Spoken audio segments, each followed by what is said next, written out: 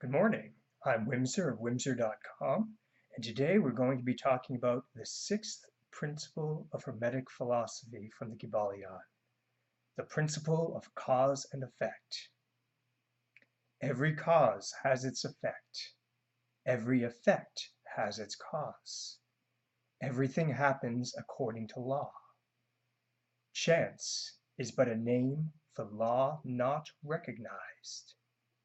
There are many planes of causation, but nothing escapes the law. That is a quote from the Kybalion. That one is actually pretty straightforward. Let's start with the obvious.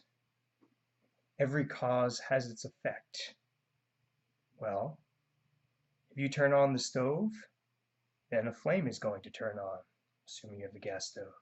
If you click on a switch for a light, being the cause, the light will turn on, and so forth. This also means that you should be able to find a cause in anything. And before you start jumping the gun, because I know a lot of you that will be watching this are going to be into some sort of mysticism or magic, don't always look for a magical solution first. Look for something scientific. Look for something that you can prove. Now, cause and effect does mean a little bit more than just that, but this is very important. Again, every cause has its effect. So it doesn't have to be a mystery what the cause might be. If you pull a dog's tail, it might get mad. That might just be common sense. In fact, there is a lot of common sense in the law of cause and effect. But it does, of course, mean there's something a little bit deeper to it than just that. Chance is but a name for law not recognized. Well, if something happens to you by chance, I guarantee you there's some underlying factors that will determine that. You just may not know them, and it's okay not to know them. Maybe someone put out a good word for you and you just didn't know who, and something good just happened to you. Maybe you get a promotion at work and you didn't think you really did anything that good, but maybe your boss remembers something that you didn't even think of from even a couple months ago to a year ago, and things just start kind of building up. And then there's also some cause and effect that we may not be able to understand. The law of karma comes into play into this. In fact, the law of cause and effect pertains directly to karma. And this is where it starts to get complicated. And it really requires some introspection on your part. You really have to kind of look inside yourself to start to see, why is something happening to me? Now, according to Hermetic philosophy, everything happens for a reason. This is not to say that you know the reason. It's just to say that everything happens for a reason. Or, according to the law of cause and effect, everything happens according to law. For those of you who are waiting for God to come and save the day, or as we would call it for Hermetic philosophy, the all, God will only come and save the day if it's within law. Sure, God could bypass law. Why would God need to bypass law if God created a perfectly good law to be the law of everything? There's no need for God to break the law. Why would he do that? Or she? Why? There's just no need. It's a fantasy. It's no different than watching a Disney movie and having a happy ending just because. Don't look for a happy ending just because. It's up to us to make things happen. Every man, every woman, every child has a true will, a true purpose for which we were created. It is up to us to figure out what that is and do it. As long as we do that, the law of cause and effect will work out for us in its maximized potential. It is up to each and every one of us to do some hard work of introspection. We have to figure out why we're here. We have to figure out what is our primal cause, our true will, our purpose, the purpose for which we have been created. And there is a purpose for which we have been created. I don't know what yours purpose is. Frankly, I don't care. That's up to you. You need to care. You need to determine this. And then you have to discover how to carry it out. So, our cause is our will. That karma, in terms of how we're born, is directly proportional to our will. Everyone, according to their will, is born to whatever environment that they need to do their will. If you need to be born in abject poverty with parents that beat the hell out of you, there's a reason for that. And that's something that you can discover. If you need to be born with a silver spoon and have maids and servants care to each of your whims, there's a reason for that too. But you need to discover what your will is so you can affect change. And again, you don't need to look at life so mystically. I mean, you can, but in terms of looking for cause and effect, it could be very simple. Maybe you can't find your keys, for instance, because you just weren't paying attention to when you put them down. But why weren't you paying attention? What was the cause of that? Well, perhaps you wanted to misplace your keys, because if you have your keys, you can leave your house, you can go to work, but maybe you don't want to go to work. You have to really start to drill deeper into your own self. Why do I have a bad mood? Why am I in a bad mood today? Just because? Bullshit. There's a reason for that. You have to look inside yourself and figure this out. It could be anything. It could even be you're in a bad mood today because subconsciously you're remembering an event from 10 years ago. And maybe that event is just on the tip of your tongue, but you just haven't figured out exactly what it is yet. The real point of the law of cause and effect is not to look for magic. It's not to look for fairy tales. It's to delve deep within your own mind and figure out, why is this happening? Like, how did I attract this? How did I attract the event that occurs for whatever reason? Why did I get fired from work? I'm a good person. Maybe you are a good person, but maybe you annoyed the wrong people at work. And maybe, over time, that starts to add up. Take some responsibility for your lives. The main cause in all of our lives is ourselves. There are many planes of causation, but nothing escapes the law. Now,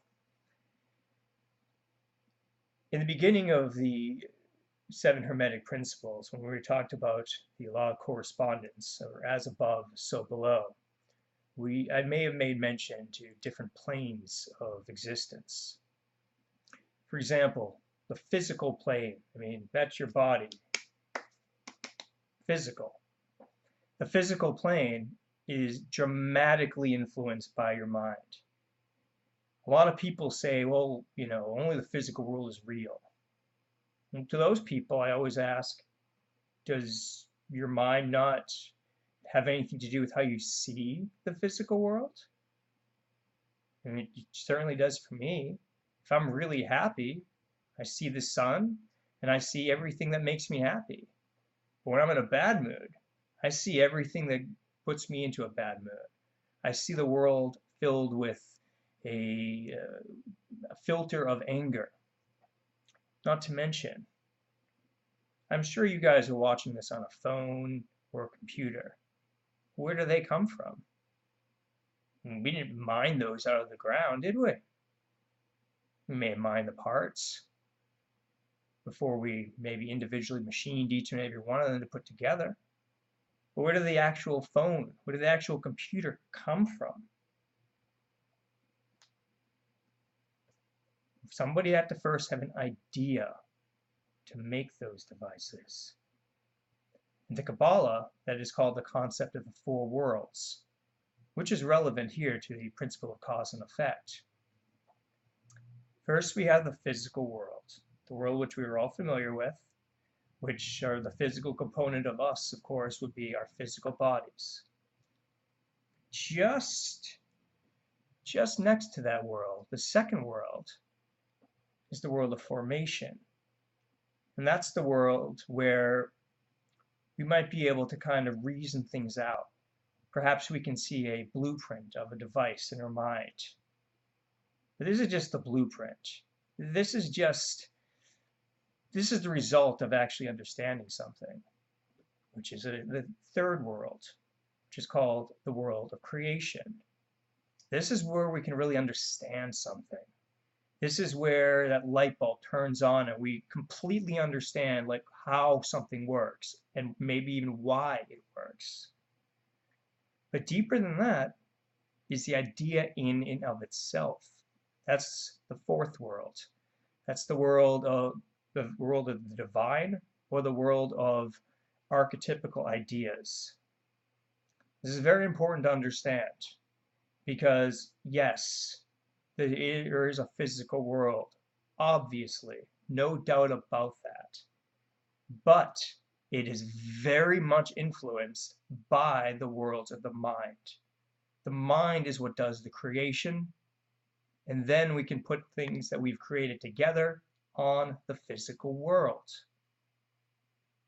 Now, we may very well be influenced by the physical world and those what we see, but you have to remember what are we actually seeing? There's maybe even just like a 100th or 1,000th of a second delay, but there is a delay between the time we see something to the time our brain interprets us as of perceiving it. In terms of hearing, there's also a delay. And this is important to remember. We don't see the world in real time. Very close to it, but is not in real time. We see merely basically an illusion that we create based on the stimuli that we receive, which means in a very real sense, we never truly see and experience the physical world. We only see an interpretation of it. Always. However, this interpretation can be more or less perfect. And that depends on you. You have to be discriminating in how you see things. Ask questions. And again, ask introspective questions. I personally, if I get into an angry mood, at least if I get angry enough, I will make some rash decisions. And I consciously know that they're the wrong ones. But it doesn't matter. Because if I get to the boiling point, all I see is red. And if you're somebody who has disappointed me, or somebody who has, I guess, done something to me, and you get me into that point, I may very well hurt you. And I'll, well, probably enjoy it while I do it in that point of anger. Now, after the fact, I'll feel bad about it. And this is something that I personally need to work on and am working on. But this is because, to a certain level of my consciousness in that realm of anger, I start to get locked. But because I'm naturally introspective, and because I've been trained to be more introspective, I'm able to avoid that point on many occasions. I can keep myself from getting to that point by being introspective.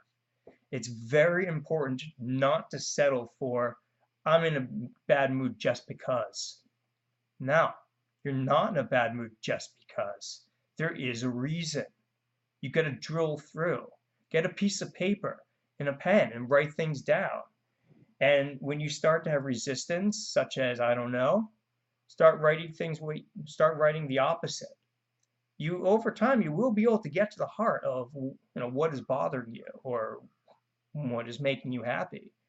But it's important to know the causes because these are the types of things that influence our personality. And thus, those are the types of things that influence our behavior. So if we can get to the bottom of why we behave in the way we do, we can choose to make a change or maybe to keep doing it. You might decide you like what it is, so you can keep doing it, that's fine.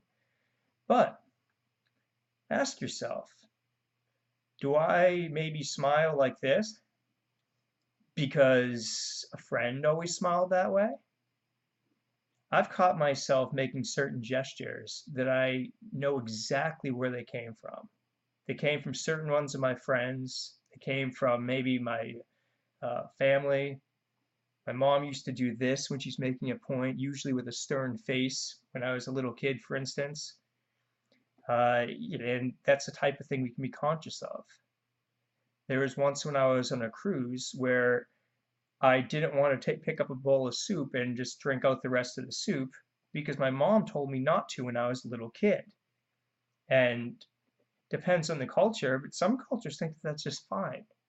And I realized then that that wasn't me that didn't want to drink the soup that way.